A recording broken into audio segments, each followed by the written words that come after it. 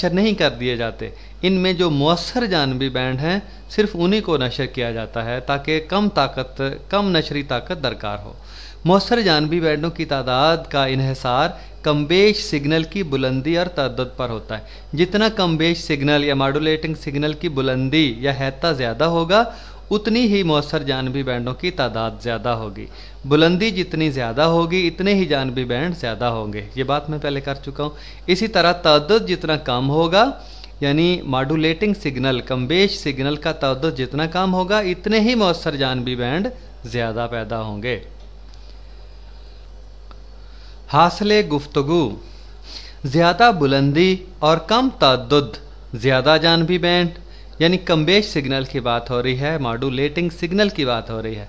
अगर इसकी ज़्यादा बुलंदी हो, हैता ज़्यादा हो और कम तअद्दुद फ्रीक्वेंसी कम हो तो ज़्यादा जानबी बैंड पैदा होते हैं, और कम बुलंदी और ज़्यादा तअद्दुद कम जानबी बैंड पैदा करता है।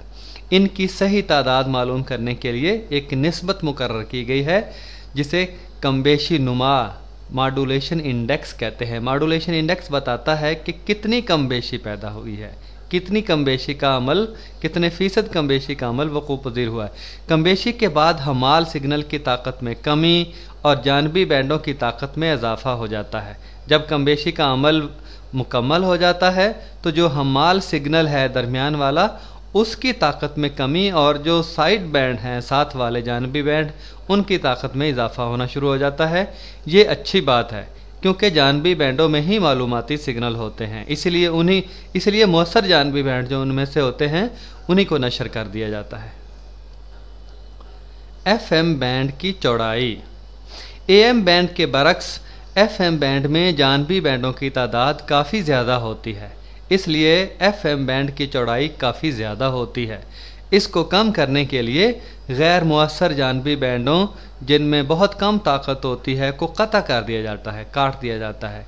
इस तरह महदूद चौड़ाई का बैंड नशर करना आसान हो जाता है। बैंड की चौड़ाई ज़्यादा होती है इसीलिए आप देखते हैं कि रेडियो में जो FM है उसकी आवाज़ ज़्यादा साफ़ सुनाई देती है क्योंकि ज़्यादा जगह उसमें मुदाखलत कम होती है दूसरे स्टेशनों की, और जो AM है उसमें मुदाखलत ज़्यादा होती है। आप देखते हैं कि जब लाहौर, मुल्तान, इस्लामाबाद को मीडियम वेव्स पर हम AM पे लगाते हैं तो उस वक्त स्टेशन जो है वो एक दूसरे में मुदाखलत करते हैं, लेकिन FM में बहुत कम करते हैं क्योंकि बैंड की चौड़ाई ज़्यादा होती है और इसमें जो है वो दूसरा बैंड जो है वो दूसरी फ्रीक्वेंसी कम मुदाखलत करती है।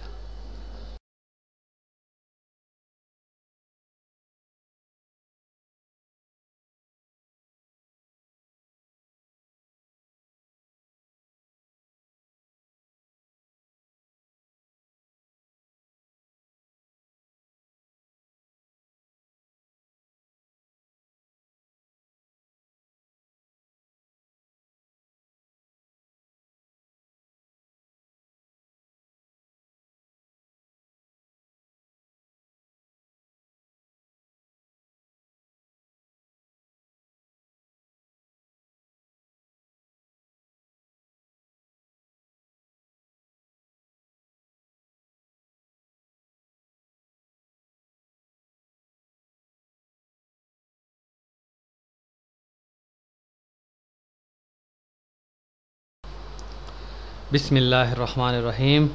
बाज़ कमबेशी डीमॉड्यूलेशन, समय या मालूमाती सिग्नल को हमाल सिग्नल से उतार कर अलग करना या घोड़े से सवार को उतार कर अलग करना। समय सिग्नल जो मालूमात पर मुश्तमिल सिग्नल होता है, जो मालूमाती सिग्नल होता है, उसको हमाल मौजों से उतार कर हम अलग कर देते हैं, या जिस तरह से घोड़े से सवार को उतार कर अलग किया जाता है। अंग्रेज़ी में है the process of separating the information signal from carrier signal. बाज़ कमबेशी डीमॉड्यूलेशन। वजह तस्मिया, हमने बाज़ कमबेशी नाम क्यों रखा है? जिस तरह के उर्दू में हम ये अल्फाज इस्तेमाल करते हैं, बाज़याफ्त दोबारा पा लेना, दोबारा हासिल कर लेना, बाज़गश्त दोबारा लौट कर आना, बाज़गीरी दोबारा पकड़ना, बाज़रसी दोबारा पहुंचना, तो इस तरह के अल्फाज हम उर्दू ज़बान में बकसरत इस्तेमाल करते हैं और इसी तरकीब को, इन्हीं अल्फाज की तरकीब को सामने रखते हुए हमने बाज़ कमबेशी का लफ्ज़ इस्तेमाल किया है डीमॉड्यूलेशन के लिए, जो अपने मानी खुद देता है। तफसील: जब कम्बाश रेडियाई लहरें, मॉड्यूलेटेड रेडियो वेव्स, जब कम्बाश रेडियाई लहरें जो नशरियाती एंटीना से फ़िज़ा में बखेरी जाती हैं, सामने की शक्ल में एक नशरियाती एंटीना जो रेडियो स्टेशन पर मौजूद होता है वहाँ से फ़िज़ा में बखेरी जा रही हैं, वो सफ़र करने के बाद वसूल करने वाले एंटीना से टकराती हैं। वसूल करने वाला एंटीना कौन सा? रेडियो का एंटीना, टीवी का एंटीना। तो वो मौजें रेडियो के एंटीना से टकराती हैं, जिससे उसमें इंतहाई कमज़ोर बरक़ी रो और वोल्टेज पैदा होती है। उस एंटीना में जिससे ये टकराती हैं उसमें इंतहाई कमज़ोर करंट और वोल्टेज पैदा होता है। अगर इस बुलंद तादाद वाली बरक़ी रो को, यानी जो पीछे से लहरें आ रही हैं उनकी फ्रीक्वेंसी तो बहुत ज़्यादा है, तादाद बहुत ज़्यादा है, अगर इस बुलंद तादाद वाली बरक़ी रो को हेडफोन या स्पीकर से गुजारा जाए तो वो इस पर कोई असर नहीं करते। यानी जब बराह रास्त इन मौजों को स्पीकर में से गुजारा जाता है तो स्पीकर पर वो कुछ असर नहीं करते, न ही ये लहरें इंसानी कान पर असरअंदाज होती हैं।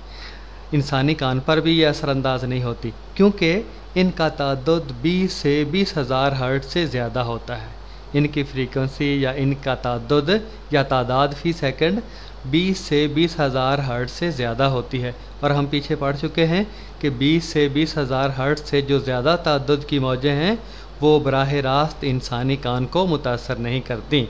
उनके सुनने के लिए, वसूल करने के लिए कोई और आला दरकार होता है।